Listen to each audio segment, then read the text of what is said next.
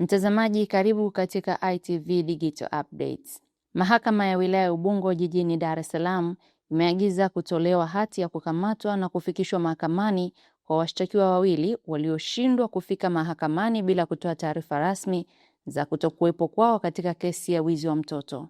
Shauri hilo linalowakabili watuhumiwa watatu, Brighton Agustini mkazi wa Kisesa mkoani Mwanza, Alpha Kivuyo mkazi wa Arusha, pamoja na Moses Fusi mkazi wa Dar es Salaam, lilipaswa kuendelea kusikilizwa leo mbele ya hakimu mkazi mwandamizi Josepha Mwenda, lakini likashindikana kutokana na kutokuwepo kwa watuhumiwa namba 1 na namba 2 ambao wote wako nje kwa dhamana.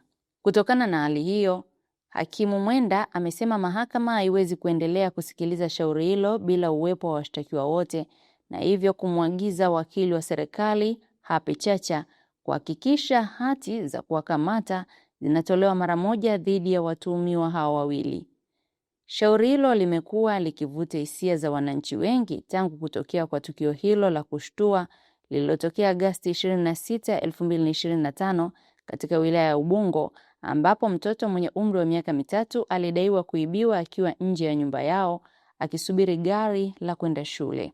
Kwa mujibu wa taarifa za awali, mtoto huyo alipatikana siku hiyo hiyo mchana katika eneo la Mbwewe mkoani Pwani, hali iliyozua mjadala kuhusu usalama wa watoto nchini.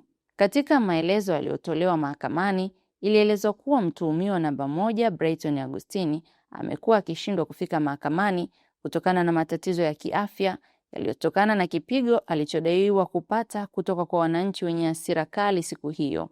Inadaiwa kuwa alipata majeraha makubwa sehemu mbalimbali za mwili ikiwemo kichwani, hali iliyofanya kupoteza kumbukumbu mara kwa mara na kulala muda mrefu anapotumia dawa.